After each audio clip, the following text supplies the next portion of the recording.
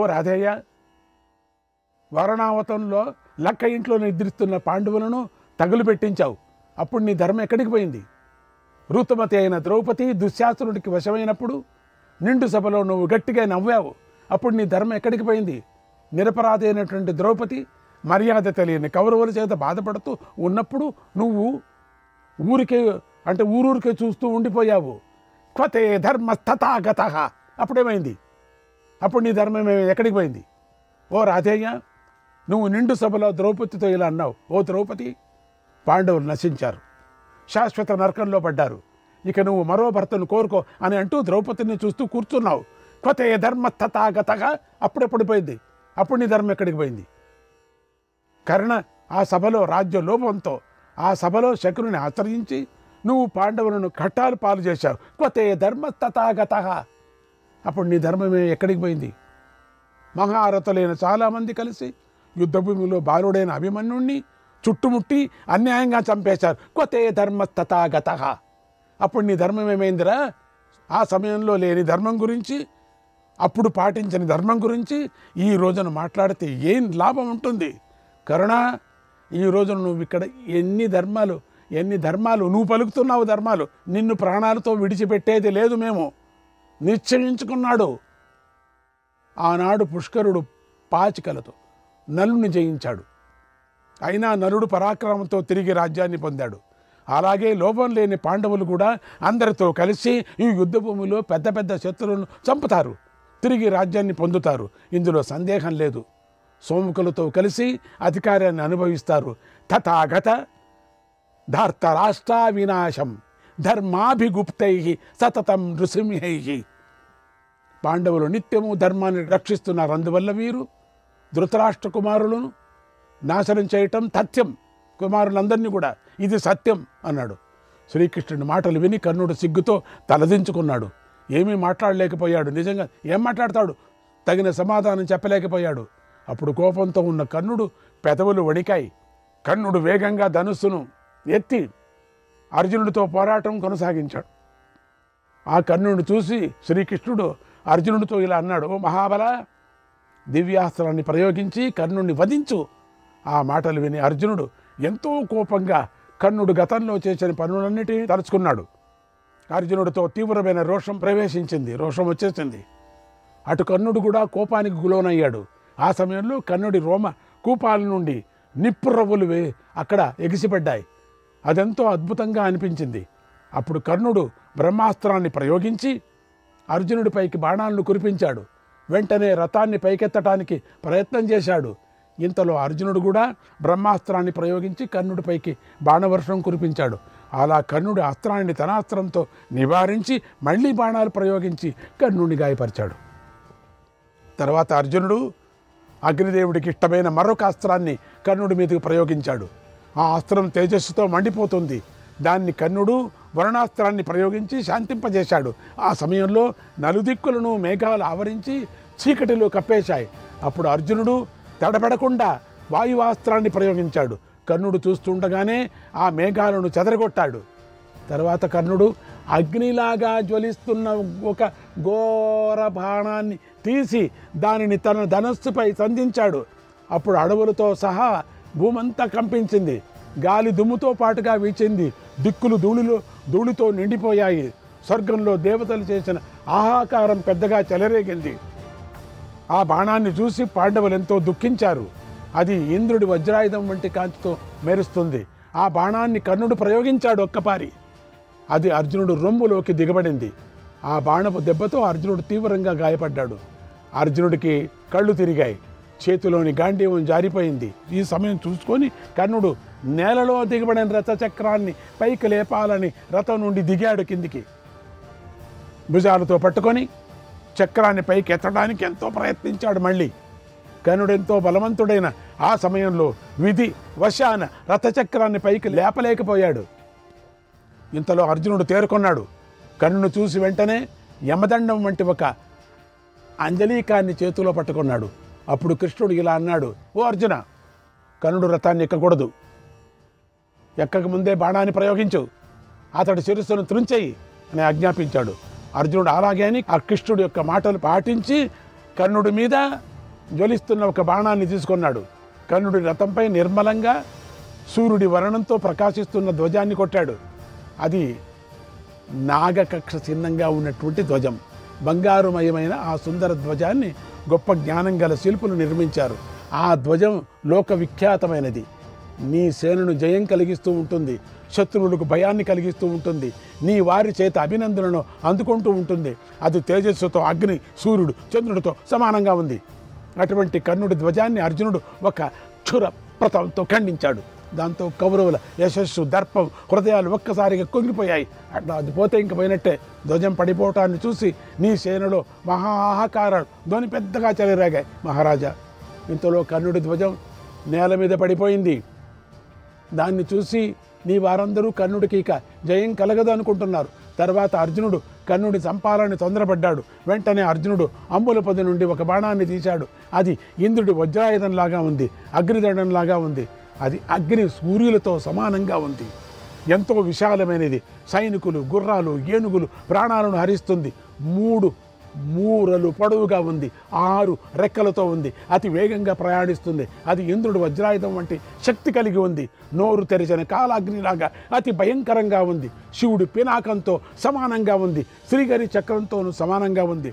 అటువంటి బాణాన్ని అర్జునుడు చేతిలో ధరించాడు. దేవతలు కూడా అర్జునుడిని నిరోధించలేరు. అర్జునుడు ఎప్పుడు అందరి చేత పూజింపబడుతూ ఉంటాడు. అటువంటి అర్జునుడు ఎంతో ఉత్సాహంతో ఘోరమైన బాణాన్ని పట్టుకున్నాడు. అప్పుడు సమస్త చరాచర జగత్తు తీవ్రంగా కంపించిపోయింది. ఆ రణభూమిలో ఉన్నటువంటి ఋషులు అర్జునుడు అలా బాణాన్ని ధరించడాన్ని చూసి ఈ జగత్తుకు శుభం కలుగుగాక, శుభం కలుగుగాక అని పెద్దగా అరిచారు. తర్వాత అర్జునుడు అప్రమేయమైన ఆ బాణాన్ని గాంధీవ ధనస్సుకు సంధించాడు. వెంటనే నారిని బాగా లాగుతూ ఇలా అన్నాడు, అయం మహాస్త్ర ప్రహితో మహాశరగ, అయం మహాస్త్ర ప్రహితో మహాశరగ, శరీర వృచ్చాసు హరచ్చదుర్హృదగ, శరీర వృచ్చాసు హరస్యదుర్హృదగ, తపోస్తి తప్తం గురువశ్చ శోషితాగ, తపోస్తి తప్తం గురువశ్చ శోషితాగ, మయా యదిష్టం సుహృదాం శృతం తత, మయా యదిష్టం సుహృదాం శృతం తత, అనేన సత్యేన నిహంత్వయం శరగ, సుసంహితః కర్ణమరిం మమోర్జితం, సుసంహితః కర్ణమరిం మమోర్జితం, యుక్తూచివాంస్తం ప్రముమోచ బాణం, ధనంజయ కర్ణవదాయ ఘోరం, ధనంజయ కర్ణవదాయ ఘోరం. మహాస్త్రం చేత ప్రేరేపించబడిన ఈ శ్రేష్టమైన బాణం చెడు మనస్సు గలవారి శరీరాలను, హృదయాలను, ప్రాణాలను అపహరిస్తుంది. నేను కనుక శ్రద్ధగా తపస్సు చేసి ఉంటే, ప్రేమతో గురువులను ఆనందింపచేసి ఉంటే, భక్తితో యాగాలు చేసి ఉంటే, అభిమానంతో మిత్రుల మాటలను విని ఉంటే, ఆ సత్యంతో అనుసంధించి ప్రయోగిస్తున్న ఈ బాణం బలవంతుడు శత్రువు అయిన కర్ణుణ్ణి వధించుగాక అని అర్జునుడు ఘోరమైన ఆ బాణాన్ని ప్రయోగించాడు. అర్జునుడి బాణం తిరుగులేనిదై ఉంది. అర్జునుడు ఉత్సాహపడుతూ ఆ సమయంలో ఇలా అనుకున్నాడు, ఈ బాణం నాకు విజయాన్ని కలిగించుగాక. నేను ప్రయోగించిన ఈ సంహారక బాణం సూర్యచంద్ర ప్రభావంతో కర్ణుడిని యమలోకాన్ని తీసుకొని పోవుగాక అని భావించాడు. అలా అర్జునుడు అత్యంత ఉత్సాహంతో శత్రువును వధించాలని తొందరపడ్డాడు. విజయం కోరుకున్నాడు. ఆ గొప్ప బాణం సూర్య తేజస్సుతో దిక్కులను, ఆకాశాన్ని జ్వలింపజేసింది. వేగంగా దూసుకొని వెళ్ళింది. పూర్వం ఇంద్రుడు వజ్రంతో వృత్రాసురుణ్ణి సంహరించినట్లుగా అర్జునుడు ఆ బాణంతో కర్ణుడి శిరస్సును ఖండించాడు. జై బోలో శ్రీకృష్ణ పరమాత్మకు జై. ఆ సమయంలో అర్జునుడు మహాస్త్ర మంత్రాలతో అంజలికాన్ని, విశేషమైన బాణాన్ని మంత్రించి ప్రయోగించి కర్ణుడి శిరస్సును ఖండించాడు. అప్పుడు కర్ణుడి శిరస్సు ముందుగా నేల మీద పడింది. తర్వాత మొండెం పడింది. ఎర్రని బింబం గల సూర్యుడు అస్తాదురికి చేరినట్లుగా సేన ఎదురుగా నేల మీద పడ్డ కర్ణుడి తల ఉదయించిన సూర్యుడి వంటి తేజస్సుతో ప్రకాశించింది. శరత్కాలంలో ఆకాశ మధ్యలో సంచరిస్తున్న సూర్యుడితో సమానంగా కనిపించింది. కర్ణుడు మహాదాత. అందుచేత అతడి శరీరము నిత్యము సుఖాలు అనుభవించటానికి తగినదై ఉంది. పాపం అది ఎంతో అందంగా ఉంది ఆ శరీరం. అతడి శరీరము శత్రువు చేత ఎంతో పీడించబడి శిరస్సును విడిచిపెట్టింది. కర్ణుడి విశాలమైన శరీరం బాణాల చేత బాగా గాయాల పాలైపోయింది. ఆ గాయాల నుండి నెత్తురు కారుతుండగా శరీరం ప్రాణాలు విడిచిపెట్టింది. ఆ శరీరము వజ్రం దెబ్బతిని గైరిక జలాన్ని ప్రవహింపజేస్తూ పడిపోయిన గిరిశిఖరంలాగా ఉంది. దేహాచకరణస్య నిపాతితస్య తేజస్సూర్యం ఖం వితత్యా వివేశ. కర్ణుడి దేహం పడిపోగానే దాని నుండి తేజస్సు బయటకు వచ్చి ఆకాశంలోకి వ్యాపించింది. సూర్యమండలంలో కలిసిపోయింది. ఆ అద్భుతాన్ని అక్కడున్న యోధులందరూ చూసి ఆశ్చర్యపోయారు. తర్వాత పాండవులు అర్జునుడు కర్ణుడిని పడగొట్టినందుకు ఎంతో సంతోషించారు. పెద్దగా శంఖాలు పూరించారు. జయం జయం జయం జయం జయం.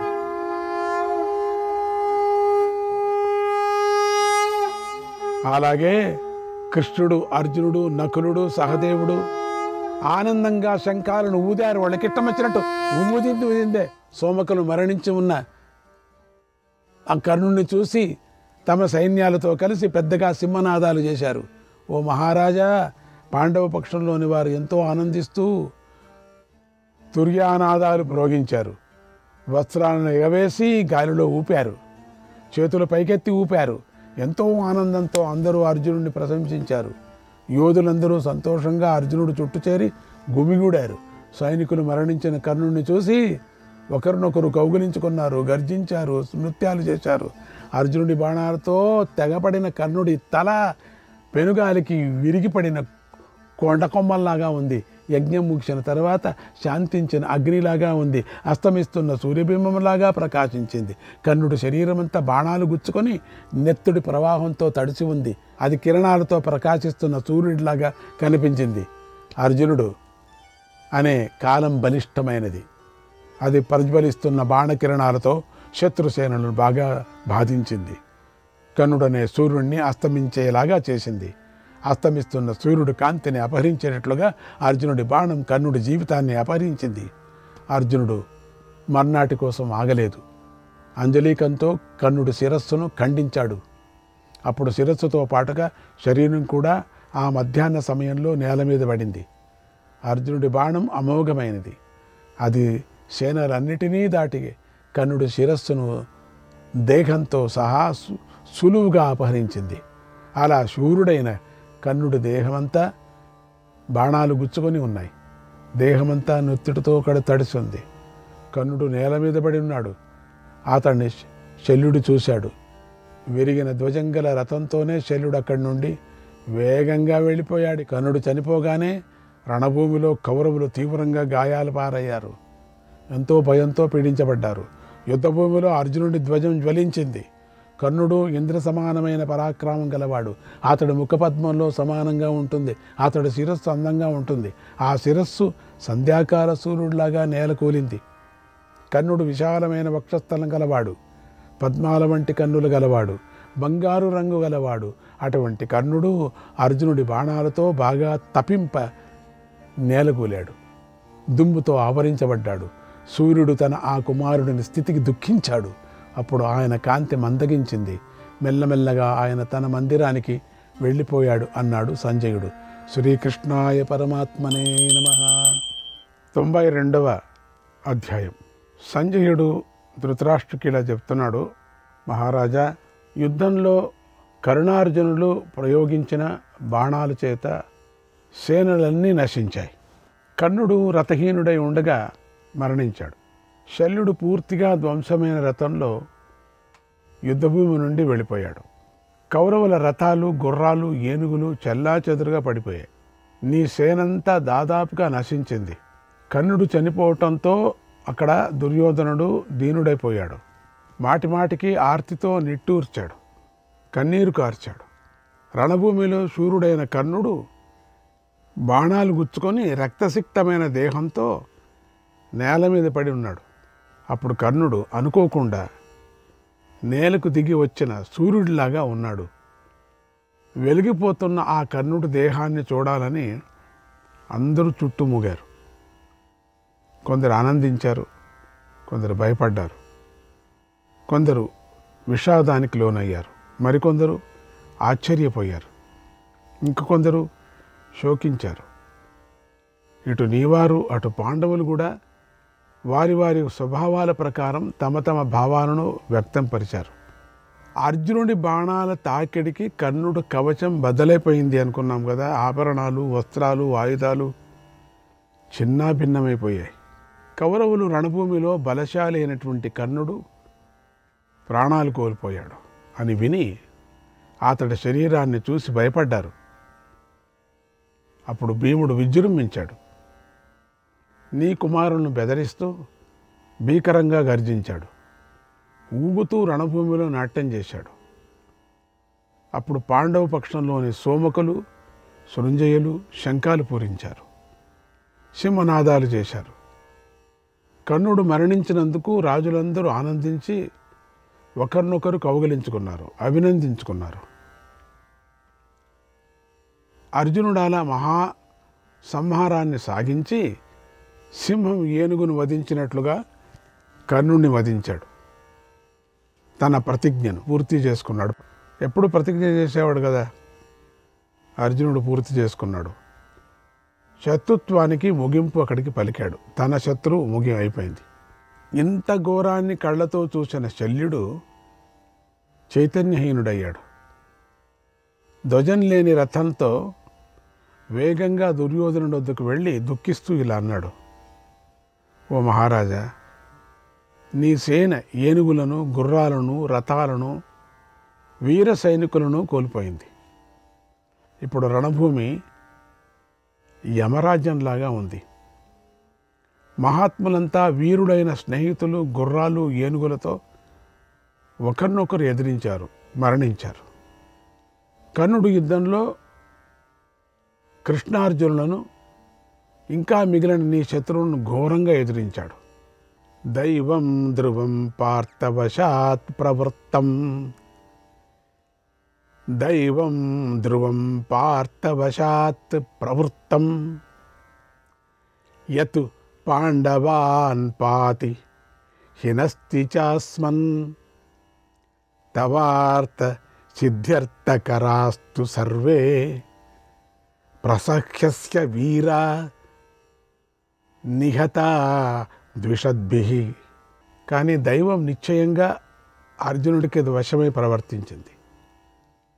అందుకే దైవం పాండవులను రక్షించి మనలను హింసించింది, బాధించింది. నీకు మేలు చేయాలని కోరుకునే వీరులందరూ శత్రువుల చేతిలో చనిపోయారు. ఓ రాజా, నీ వీరులు కుబేర, యమ, ఇంద్రుల వంటి ప్రభావం కలవారు, బలపరాక్రమాలు, శౌర్య తేజస్సులు, వివిధ గుణాల్లోనూ గొప్పవారు. అవధ్యకల్పా నిహత నరేంద్రాఘ, తవార్త కామాయుధి పాండవేయైః, తన్మా శుచో భారత దిష్టమేతత్, పర్యాశ్వసత్వం న సదాస్తి సిద్ధిః. వారంతా చంపటానికి శక్యం కానివారు, కానీ నీకు మేలు జరగాలనే ఉద్దేశంతో వారు పోరాడి పాండవుల చేతిలో హతులైపోయారు. ఓ రాజా, బాధపడకు. ఇదంతా విధిలీల. అందరికీ అన్ని వేళలా కార్యం సిద్ధించదు కనుక నువ్వు ఊరట చెందు, శాంతించు అన్నాడు. అందరికీ అన్ని విచారాల అన్ని సందర్భాల్లోనూ అనుకున్నట్టు పని జరగదు. విధి వక్రిస్తూనే ఉంటుంది. శ్రీకృష్ణాయ పరమాత్మనే నమః.